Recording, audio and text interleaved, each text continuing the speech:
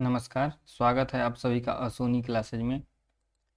चलिए आज हम लोग थोड़ा सा जो आपका पिछला वाला वीडियो में बाकी रह गया था उत्तल दर्पण के फोकस के बारे में समझ लेते हैं और फिर उसके बाद में फोकस दूरी को देख लेते हैं। और एक यह बहुत ही मोस्ट इम्पॉर्टेंट टॉपिक आपका है गोलीय दर्पण की फोकस दूरी और उसकी वक्रता त्रिज्या में क्या संबंध है, इसको जानेंगे। कहने का मतलब ये है कि F इक्वल्स टू R/2, जो आप फॉर्मूला का नाम अगर सुने हुए हैं तो इस फॉर्मूला को हमको प्रूफ करना है। कई बार ये एग्जाम में पूछ चुका है कि फोकस दूरी और वक्रता त्रिज्या में क्या संबंध है, या फिर सिद्ध करें कि F बराबर R/2 होता है। ये बहुत ही इंपॉर्टेंट टॉपिक है आपके लिए।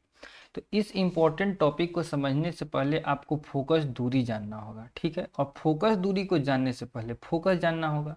तो उसी फोकस की हम लोग कल बात कर रहे थे कि अवतल दर्पण का फोकस क्या होता है। इसको हमने पिछले वीडियो में डिटेल से बड़े आराम से समझा था।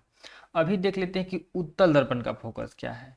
तो आपको बताए थे कि अगर हम अंदर से कलई करते हैं तो क्या बनता है, हमारा उत्तल दर्पण बनता है। चलिए हम एक उत्तल दर्पण बनाने की कोशिश करते हैं। यहाँ पे ये हमारा एक उत्तल दर्पण बन गया। जब हम इसको अंदर से कलई कर दें तो हम आपसे क्वेश्चन कल ये पूछ रहे थे कि जो इसका वक्रता केंद्र होगा, ये हमने एक मुख्य अक्ष खींचा, यहाँ पर P होगा, ठीक है। हम कल आपसे क्वेश्चन ये पूछ रहे थे लास्ट में कि जो इसका वक्रता केंद्र C होगा, बाहर होगा या फिर अंदर होगा। अगर कल आपने वीडियो को अच्छे से देखा होगा तो आपको पता चलना चाहिए था कि ये क्या होता है, ये एक खोखला गोला होता है। इसी के काट के क्या बनाया जाता है, अवतल या फिर उत्तल दर्पण बनाया जाता है। तो आपको हम बताए थे कि इसका सेंटर कहाँ होता है, बीच में होता है। तो देखिए ये एक भाग है, या तो इसको लेके आइए, ठीक है। तो अगर इसको घुमाइएगा तो इसका जो वक्रता केंद्र होगा किधर होगा, अंदर की ओर होगा, यानी कि यहाँ होगा, ठीक है। लेकिन अब थोड़ा सा आपके दिमाग में ये बात चल रहा होगा कि जब वक्रता केंद्र अंदर है लेकिन इसका परावर्तन जो इस पर किरण आपतित होगी वह किधर से होगी। तो आपको भी पता है कि इस पर जो किरण आपतित होगी वो इधर से होगी, ठीक है। तो इधर से किरण आपतित तो हो गई, लेकिन अब बताइए क्या यह किरण पार कर पाएगी, नहीं कर पाएगी, क्योंकि अब यहाँ से ये लौट जाएगी। क्या होगी, यहाँ से ये लौट जाएगी, ये परावर्तित हो गई किरण। लेकिन अभी ये कहानी यहाँ पे ख़त्म नहीं होता है।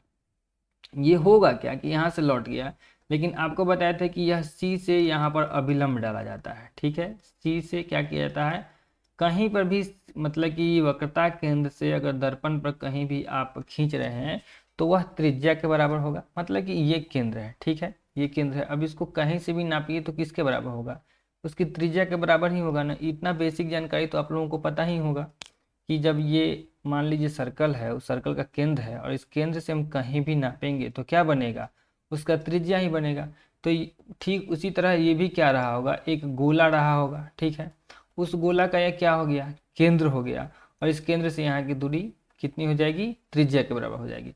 अब क्या है कि ये सी से जब हम दर्पण पर डालते हैं ना तो ये अभिलंब बनाता है। अब अभिलंब क्या होता है, ये चीज़ भी हम पहले बताए हुए हैं कि 90 डिग्री का एंगल बनता है, ठीक है। जब ये यहाँ पे बनता है तो क्या होगा, सोच समझिएगा। जब यह अभिलंब यहाँ पे बन जाएगा तो हम एक फिगर इसको, जैसे कि यहाँ पे देख रहे हैं, इसको यहाँ से ये टूटी हुई रेखा से दिखा देंगे। ये क्या हो गया, 90 डिग्री का एंगल क्रॉस कर रहा है, तो ये आपतित किरण है और आपतित किरण अभिलंब के साथ में कोण बनाएगी, तो यह आपतन कोण हो गई। यह क्या हो गया, आपतन कोण हो गया। और यह क्या हो गया, आपका परावर्तन कोण हो गया। तो अब आपको समझ में आ रहा होगा कि ये आपतन कोण और परावर्तन कोण कैसे बन गया। लेकिन एक बात हमको ये भी समझना होगा कि यह जो प्रवर्तित कोण है, ये आपको ऐसा लगेगा कि ये अंदर किसी पॉइंट पे है, ठीक है। क्या लगेगा, अंदर किसी पॉइंट पे है, जो यहाँ पे आपको दिखाया गया, ठीक है। ये एक किरण के लिए, मतलब कि हम एक किरण ये बना लिए हैं, ठीक। ऐसा ही एक सिचुएशन और बनाते हैं, ये एक आपतित किरण हो गई, ठीक है। फिर यहाँ से भी एक अभिलंब डालेंगे इस पर, तो ये आई का कोण बना दिया, और आई का कोण बनाया तो फिर आर का एंगल बनाते हुए वह निकल जाएगा। ये आपतित किरण और ये परावर्तित किरण, इतना बात क्लियर है। फिर यह परावर्तित किरण जो ऐसे लगेगा कि ये यहाँ से ही होके जा रहा है, ठीक है। यहाँ से जो ये जो परावर्तित किरण है ये ऐसा लगेगा कि यहाँ से होके जा रहा है, और दूसरा जो ये परावर्तित किरण है ये भी लगेगा कि यहाँ से ही होके जा रहा है। तो यह जो पॉइंट है जहाँ से लगेगा कि होके जा रहा है वही उत्तल दर्पण का फोकस होता है। अब देखिए, किसी उत्तल दर्पण का फोकस उसके मुख्य अक्ष पर वह बिंदु है। अब आपको कल बताया था कि यह होता है हमारा मुख्य अक्ष। तो मुख्य अक्ष पर वह बिंदु है जहां से मुख्य अक्ष के समांतर आती किरणें दर्पण से परावर्तन के बाद आती हुई परावर्तित होती है। तो ये मुख्य अक्ष है, मुख्य अक्ष के समांतर ये किरण एक आई और ये एक किरण आई। अब दर्पण से परावर्तन तो यहाँ पर हो गया, लेकिन हमको लगेगा क्या कि यहाँ से आती हुई प्रतीत होती है। कहाँ से आती हुई प्रतीत होती है? यहाँ से। तो यही बिंदु उत्तल दर्पण का फोकस है। इतना बात समझ में आ गया? उत्तल दर्पण का फोकस आप समझ गए। तो अब आप समझ गए होंगे कि उत्तल दर्पण का फोकस अंदर होगा या फिर बाहर होगा।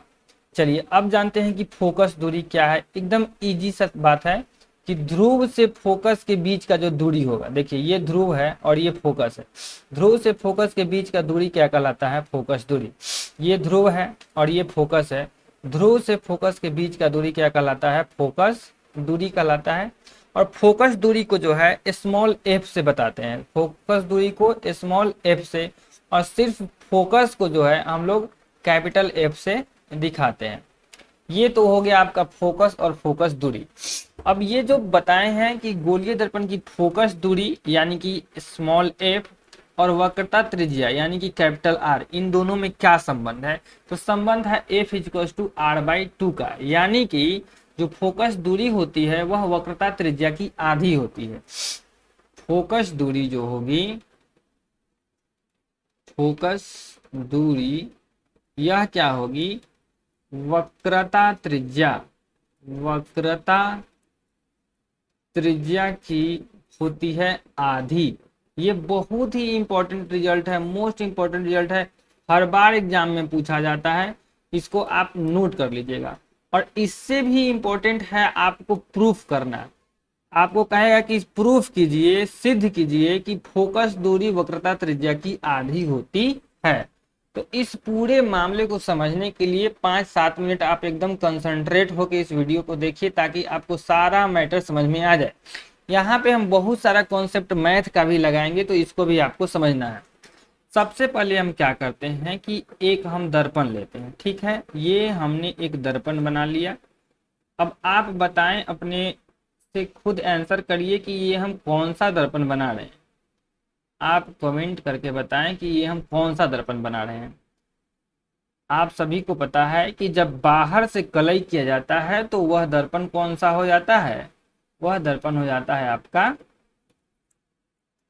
अवतल दर्पण। अब अवतल दर्पण है तो एक हम इसमें क्या कर लेते हैं, मुख्य अक्ष खींच लेते हैं। चलिए ये हमने इसमें एक ये पॉइंट खींच लिया। अब यह जो पॉइंट है जो इसके जस्ट बीच में है, इसको हम लोग P बोलते हैं, ध्रुव बोलते हैं। एकदम 1 बाय 1 सारी चीजों को समझते जाइए कि दर्पण का जो मध्य बिंदु होता है उसको क्या करते हैं? P बोलते हैं, ठीक है। ये तो हो गया आपका ध्रुव। अब आगे बढ़ते हैं। अब आपको एक चीज और बता दें कि इसका सेंटर यानी कि C, वक्रता केंद्र, इतना तो पता ही है। फिर एक हो जाएगा इसका फोकस F। आपको इतना चीज पता है, ये ध्रुव है, ये वक्रता केंद्र है और ये फोकस है, ठीक है। अब चलिए हम क्या करते हैं कि इस दर्पण का नाम मान लेते हैं कि B है और B डैश है। इस दर्पण का क्या नाम ले लिए हम लोग? B डैश है।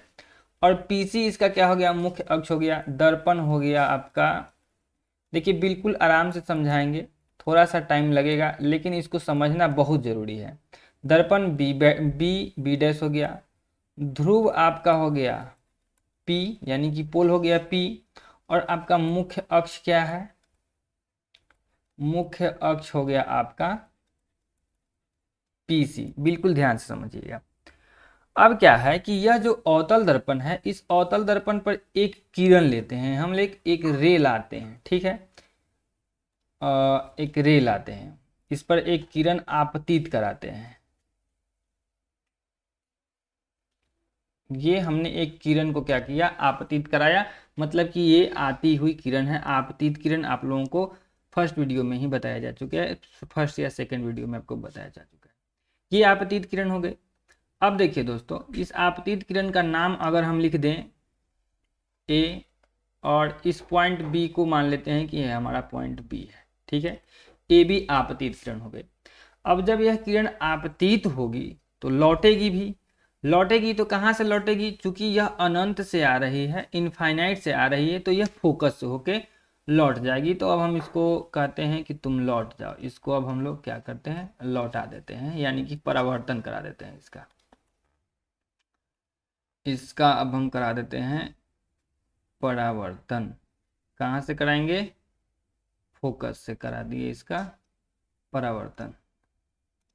चलिए इसका परावर्तन हो गया। अब एक अभिलंब भी तो चाहिए, तो ये चलिए हम अभिलंब खींच लेते हैं। आपको पता है कि सी से हम क्या करते हैं, अभिलंब खींच लेते हैं, क्योंकि कई बार हम बता चुके हैं कि जब सी से दर्पण के किसी भी बिंदु पर कोई रेखा खींचते हैं तो वो दर्पण पर अभिलंब बनाता है। तो ये हो गया इतना चीज। अब देखिए अभिलंब के साथ में, इस अभिलंब के साथ, ये आपतित किरण है, अभिलंब के साथ में क्या बनाती है, आपतन कोण बनाती है। और परावर्तित किरण अभिलंब के साथ में क्या बनाती है, परावर्तन कोण बनाती है। यहां अब आप क्या देख रहे हैं कि ए बी एक आपतित किरण है जो दर्पण के फोकस एफ से होके जा रही है, ठीक है। इतना तक समझ में आया।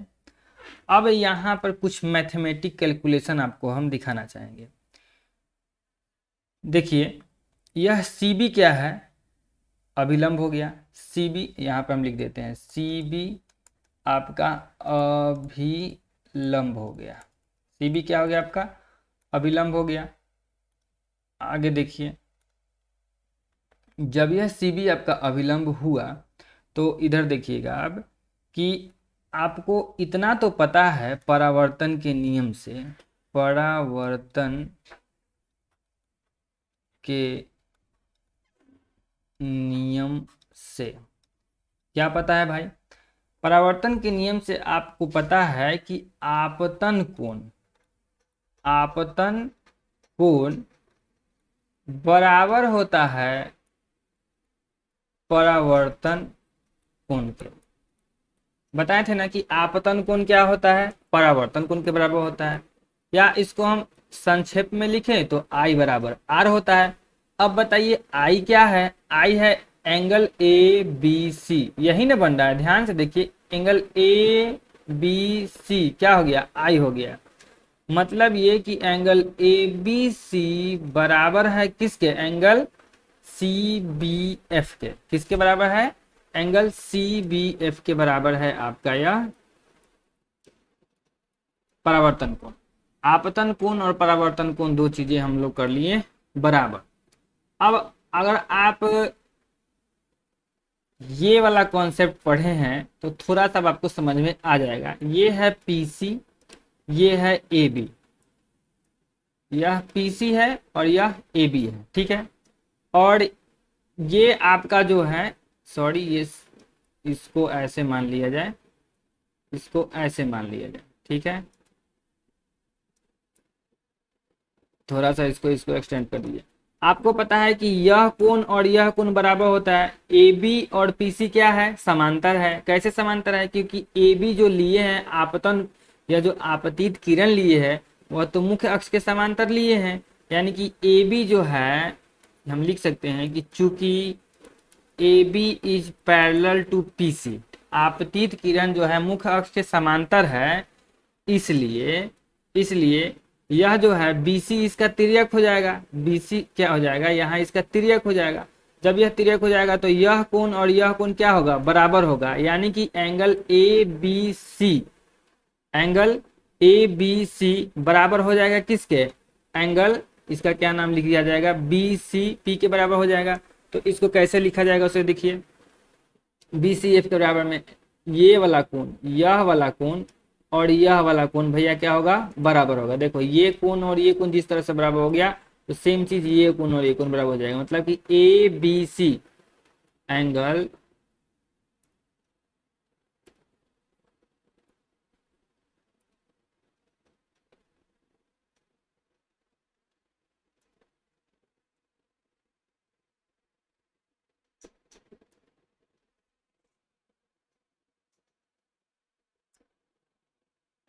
एक minute. Angle A B C, angle A B C बराबर होगा किसके? एंगल बी सी एफ के बराबर होगा। एंगल बी सी एफ के बराबर होगा। देखिए फिर से हम समझा रहे हैं कि जब समांतर, जो दो रेखाएं समांतर हो, उसको कोई तिर्यक रेखा काटती हो, तो यह कोण और यह कोण बराबर होता है एकांतर कोण के नियम से। सेम चीज यहाँ हो रहा है, यह और यह रेखा समांतर है, ये एक तिर्यक रेखा हो गई, तो यह वाला कोण और यह वाला कोण बराबर होगा, यह वाला कोण और यह वाला कोण बराबर होगा। इस वाले कोण का नाम है ए बी सी और इस वाले कोण का नाम है बी सी एफ। ठीक है, बी सी एफ। आप इस कर्सर पर ध्यान दिया कीजिएगा, हमेशा हम इसी से समझाते रहते हैं। चलिए, अब ये इतना बात तो हो गया। यहाँ पर आप लिख दीजिएगा एकांतर कोण से, एकांतर कोण से। अब इसमें एक और आपका कॉन्सेप्ट आएगा।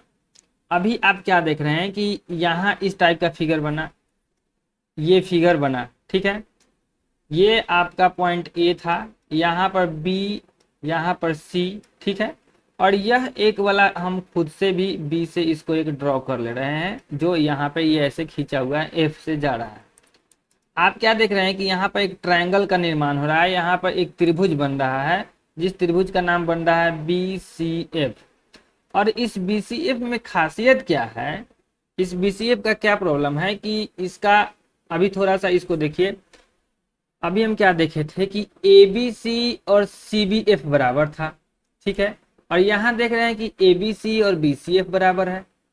दो चीज देख रहे हैं, A B C B C F के बराबर है और A B C B C F के बराबर है और सी बी एफ और बी सी एफ के बराबर है, दोनों ए बी सी ही बराबर है। अगर इसको एक मान लिया जाए, अगर इसको दो मान लिया जाए, तो from equation first and second, एक और दो से हम क्या कर सकते हैं, चूंकि एल एच एस बराबर है इसलिए आर एच एस बराबर होगा, यानी कि एंगल सी बी एफ जितना होगा उतना ही एंगल बी सी एफ होगा, कोई दिक्कत नहीं होगा। ठीक है, मतलब ये है कि देखिए, यह जो बी सी एफ है, बी सी एफ है और सी बी एफ है, दोनों हम बराबर कर दिए। बी सी एफ कहाँ है भैया, बी सी एफ, यह कोण। सी बी एफ कहाँ है भैया, सी बी एफ, यह कोण। मतलब ये कि ये कोण और ये कोण अब हमारा हो चुका है बराबर। तो किसी त्रिभुज का अगर दो कोण बराबर है तो वह तो समद्विबाहु त्रिभुज है। ध्यान से सुनिएगा, ये त्रिभुज में अगर आप पढ़े होंगे, अगर किसी त्रिभुज का दो कोण बराबर है तो समझिए कि यह भुजा और यह भुजा क्या है, उसका दोनों बराबर है। यानी कि यहाँ बी है, यहाँ सी है और यहाँ एफ है, तो सी एफ और बी एफ यहाँ पे बराबर हो जाएगा। सी एफ और बी एफ क्या हो जाएगा अपना, इसमें बराबर हो जाएगा। तो यही वाला अब हम गुण इसमें लगा लेंगे, यही वाला गुण इसमें हम क्या लगा लेंगे, फ्रॉम, ये बराबर हो गया। तो अब हम क्या लिखेंगे कि इसलिए बी एफ बराबर होगा सी एफ। क्यों बराबर होगा, क्योंकि समद्विबाहु त्रिभुज होने के कारण, समद्विबाहु त्रिभुज से, चाहे लिख सकते हैं समद्विबाहु त्रिभुज होने के कारण। अब देखिए, अभी तक हम इसमें क्या किए हैं, अभी तक तो ये एक आपतित किरण लिए हैं, परावर्तित किरण लिए हैं, आपतन कोण परावर्तन कोण बराबर किए हैं। आपतन कोण और परावर्तन कोण बराबर होने के बाद में ये चीज लिख लिए हैं। चूंकि अब ए बी और बी सी जो है चूंकि समांतर है, इसलिए इसका एकांतर कोण भी बराबर होगा, यानी कि ए बी सी और बी सी एफ बराबर होगा। अब हम क्या देखते हैं, एकांतर कोण बराबर है, दोनों का ए बी सी बराबर हो गया, इसलिए यह दोनों भी कोण क्या हो जाएगा, बराबर होगा। यानी कि यह वाला कोण और यह वाला कोण क्या हो जाएगा, ये दोनों कोण क्या हो जाएगा, बराबर हो जाएगा। अब चूंकि किसी एक त्रिभुज का दो कोण बराबर हो रहा है, यानी कि वह समद्विबाहु त्रिभुज है, तो समद्विबाहु त्रिभुज होने के कारण इसकी दो भुजा क्या हो गई, आपस में बराबर हो गई। हम लोग यहाँ तक बात को लेके आ गए। अब हमको थोड़ा सा मान मनोवल इसमें करना है। मान मनोवल क्या करना है, अब हम मान लेते हैं कि यह जो पॉइंट बी है, यह जो पॉइंट बी है, यह यहाँ नहीं होके यहाँ पर है, P के पास में है। ठीक है, मान लेंगे कि P जो पॉइंट है वह लगभग लगभग B के पास में है। तो माना कि बिंदु B P के बहुत निकट है, बहुत निकट है। इससे आपको फायदा क्या हो जाए कि जहां जहां B है वहां P लगा सकते हैं, जहां B है वहां आप क्या लगा सकते हैं, P लगा सकते हैं। यानी कि अगर इसको इक्वेशन थर्ड बना दें हम, तो फ्रॉम समीकरण 3 से, समीकरण 1 2 3 से आप क्या लिख सकते हैं कि जो B के जगह पर P लगा सकते हैं, BF बराबर हो गया CF, BF बराबर क्या हो गया CF। अब CF को आप FC भी लिख सकते हैं, इसमें कोई दिक्कत नहीं है। अब देखिए हम कर क्या दिए, यह जो चीज है हम ई दोनों को बराबर कर दिए। देखिए PF और CF कहाँ है इसमें, यह है PF और यह है CF। समझ में आया बात, यह PF है और यह CF है। यानी कि C से F का दूरी और F से P का दूरी हम क्या कर दिए, बराबर कर दिए। क्या कर दिए, बराबर कर दिए। यहाँ से यहाँ का जितना दूरी है उतना ही यहाँ से यहाँ का P तक का दूरी है, ये चीज कर दिए। तो अब आप लिख सकते हैं कि यह दोनों तो बराबर है, यह P, ये जो FC है और यह जो PF है दोनों बराबर है। मतलब कि यह टोटल का क्या हो जाएगा, PC का क्या होगा, दोनों आधा आधा होगा। यानी कि PF भी क्या होगा, पूरे टोटल का आधा होगा, और CF चाहे FC भी क्या होगा, पूरे टोटल का आधा होगा। अब बताइए इसमें हमको करना क्या था, फोकस दूरी को लेना था। आप बताइए कि फोकस दूरी इसमें कौन है, PF है कि CF है। फिगर देखिए यहाँ पे, आप बताइए कि फोकस दूरी P से F है या फिर C से F है। आप कहेंगे सर कि ध्रुव से फोकस के बीच की दूरी फोकस दूरी कहलाती है। यानी कि यह जो PF है यह हमारा क्या है, फोकस दूरी है। तो यह PF क्या है, फोकस दूरी है। और PC क्या है, सो बताइए। P से लेके C तक का दूरी क्या है, वक्रता केंद्र है। P से लेके C तक का दूरी क्या है, वक्रता केंद्र है। तो आप इस वक्रता केंद्र को आप, अब इसको आप ले लीजिए, PF को आप क्या लिख सकते हैं, स्मॉल f लिख सकते हैं, छोटा फोकस दूरी हो गया। और PC को क्या लिख सकते हैं, कैपिटल R लिख सकते हैं, क्योंकि यह वक्रता केंद्र है, और बट्टा में 2 हो गया। यानी कि F = R/2। इस प्रकार से यह प्रूफ हो गया। क्या हो गया, प्रूफ हो गया। ये बहुत ही इंपॉर्टेंट रिजल्ट है, 5 नंबर का क्वेश्चन आपका इससे आता है। अगर सिद्ध करने के लिए दे कि सिद्ध करें कि जो फोकस दूरी होती है वह वक्रता त्रिज्या की आधी होती है, तो ये चीज हो गया। या फिर 1 नंबर में भी पूछता है कि फोकस दूरी और वक्रता त्रिज्या में क्या संबंध होता है, तो वह आधा होता है। या फिर यह भी पूछेगा कि वक्रता त्रिज्या बराबर डैश डैश गुने फोकस दूरी, फोकस दूरी। अब आप देख सकते हैं कि इस वक्रता त्रिज्या को अगर हम R कर दें, वक्रता त्रिज्या R को अकेले कर दें, तो ये दोनों का गुना नहीं हो जाएगा, 2F नहीं हो जाएगा।